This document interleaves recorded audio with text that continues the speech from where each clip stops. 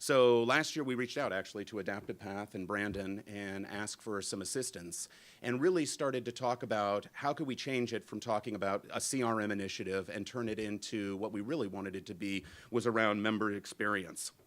And so with that, it was really starting to say, hey, you know, how are we looking from the outside in, starting to do things like really mapping out what we'd like the experience to be, spending time talking to our customers. You know, I don't think these are any novel ideas here, but for this company, this was a huge, I thought it was a really novel idea. And in fact, when we started the project, you know, we met Brandon, got going on this, I remember feeling, I'll be honest, pretty pleased with myself. Wow, whole new vocabulary I'm introducing into a company this old, and wow, that, you know, this is, I'm gonna look pretty good here, right?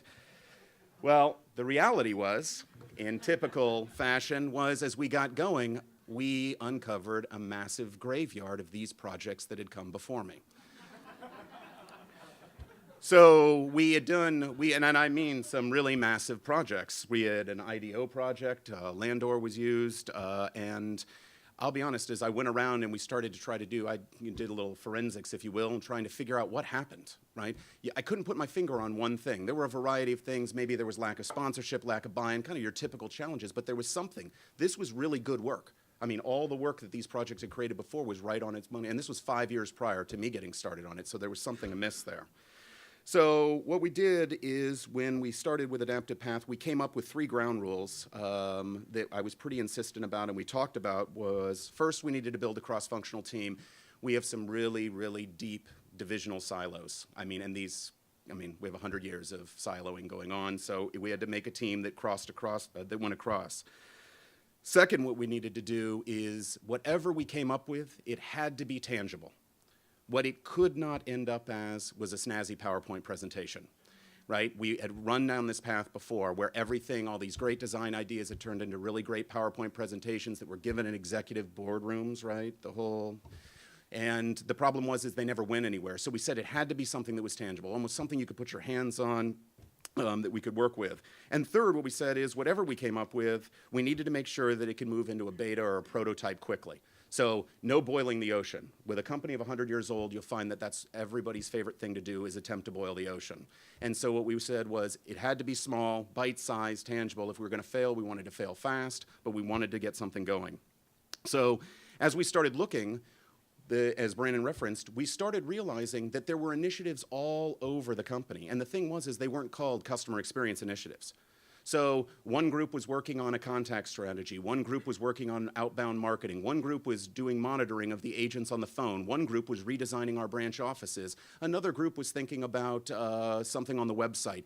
And what we realized is all of these were connected, but they didn't know they were connected. They hadn't had that dialogue, that vocabulary. And so all of these fires, right, all over the place are burning.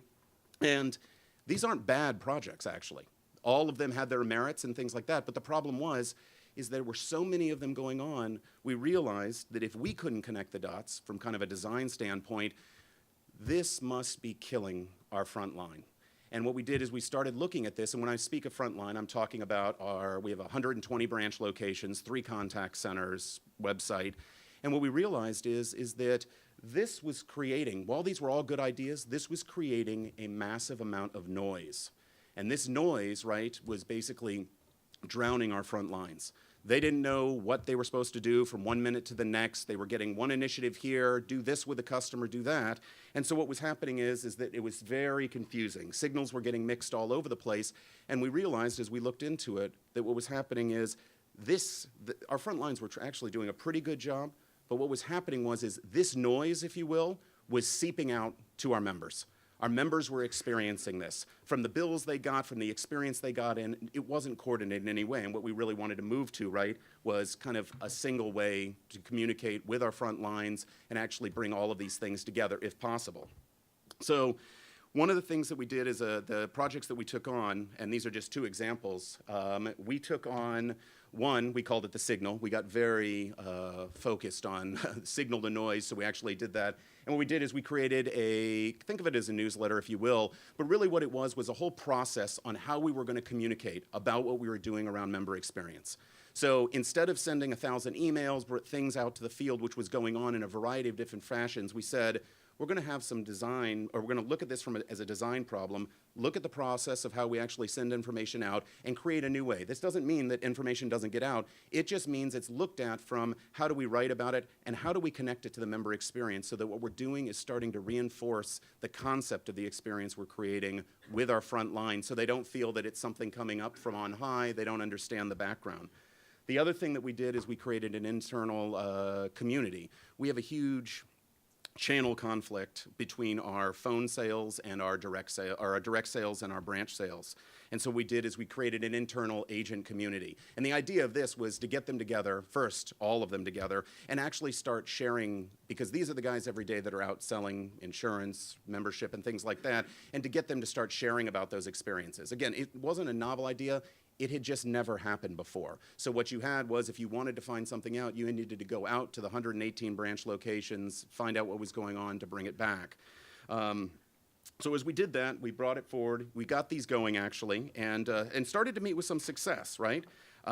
We actually then said, with all of those initiatives that were going on, the candles, if you will, or the flames that were burning, however you want to look at that, is we said, what we wanted to do was we needed also a way to figure out to coordinate. We didn't want to try to control all these projects. We realized that if we tried to centralize them all, that what we were going to do is remove it out from the company. These were good ideas. We wanted people to think this way, but we needed to come up with a way to actually kind of bring it together, if you will, just a process. And so, again, the team seemed to be very focused on analogies. And so we started out with an analogy of an air traffic controller, if you will, for all of these designs. But it was Brandon, actually, who pointed out, as we were talking about that, he pointed out, you know, if you think about it, an air traffic controller, right, their primary job is to make sure that planes don't crash and people don't die.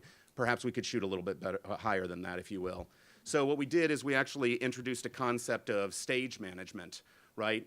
And what we used is this idea where we said, stage manager's job is the coordination of people, process, technology, experience, with the sole purpose of creating an experience. And so this started to resonate with groups as we talked to them, as we moved forward, and actually started to take hold in some of the vocabulary that we were using with different groups when we would talk about, hey, you're doing this interesting thing over here, here's what we're doing, and started to come together. So with this concept of stage management, with the signal, with the loop, you know, if it was a couple months ago, actually when I was asked to speak, I probably would have been kind of rapping at around this point and saying, well, you know, these are the things that we're doing and we're trying. But the truth is that there was still something missing. And it's, again, hard to put your finger on what it was. And the truth was we were doing good work here. I think this was good design-centered work. I think that it was resonating with people. But you're talking about a 100-year-old company. And while I think that it was safe to say that we were moving away from this, we realized, and I think sometimes we lose sight of this, that, hey, we did move away from this. But the truth is what we did is we moved to this. And I'm not saying it's bad. Hey, you know, the funky glasses, the blazer and the jeans, we all know that look, right? And this was great to be thinking this way. No offense, I'm obviously, you know. This is great, but this is the perception, right? When you're dealing with, and here's the thing, you're dealing with a company of 5,000 employees where 1/3 of the employees predate the internet, where IE6 was just standardized as the browser on the desktop. So let me tell you, if you work at a company, it's a design company, maybe you have a different set of challenges, but this is a big deal. And this is how I think people enjoyed listening to us talk, but this is how it was being perceived. There's a small group of people over here, and what they're doing is design, and you know, they always look kind of stylish, and you know, they want to work on Macs all the time, and they think that's really important. But for 3,000 frontline employees that are grinding it out every day, this wasn't, you know, we're only making small steps. So we didn't know what to do. We were basically saying, okay, at least what we do is we just keep pushing forward. And then something unexpected happened, and this is actually super current, so I'm really happy to share. About 2 months ago, maybe a month and a half ago, my boss, he's the new COO of the company, he had read an article in the New York Times. You know, in the New York Times, they do that view from a corner where they're interviewing CEOs about management or something. And it was the CEO of SunGard. And the CEO of SunGard mentioned talking about flattening the organization and things like that. And what he did is he mentioned Yammer. I don't know if some of you use Yammer, familiar with it. And so my boss, in a meeting, happened to mention this. And a resourceful IT person said, oh, that sounds pretty interesting. And so he went out and he set up a Yammer community and he sent an invite to a couple friends. Now remember, this wasn't sanctioned, this wasn't promoted, this wasn't, an article about it or anything like that. That was 3 weeks ago, almost 4. I think as of last Friday, we've got 2,600 employees that have signed up just completely as a grassroots movement. And better than that, I think that what happened is my boss saw a unique opportunity to put a crack in the culture after a 100-year culture. And what he did, which I thought was a pretty brave move, is, if you remember, we showed the Glassdoor quote, right? What he did is he went out and he actually got the RSS feed from Glassdoor. And if you ever want to read some pretty harsh things, look at our Glassdoor reviews. I think our CEO was actually voted the worst CEO in America a couple years ago based on Glassdoor reviews. He took the RSS from Glassdoor and he put it right into Yammer in front of 2,200 employees and opened up a dialogue right there and said, look, things are screwed up. What are we going to do about it? And what do you think we can do to be better? And and you think, hey, yeah, great, right? This is how you manage, right? This might be how you manage in most companies. This isn't the case at a 100-year-old company. This is a company where everything was kicked down from the top. This was the traditional pyramid, all of those things. And so what he did is he opened up a dialogue, and all of a sudden, people started coming out talking about the culture they wanted. And we, as we were working on our member experience things, realized this was the break that we needed, actually. This was the chink in the armor, if you will. Now, where this goes, I don't know. We're 3 or 4 weeks into it, right? I mean, you can ping me in a couple months and I'll let you know how things have gone.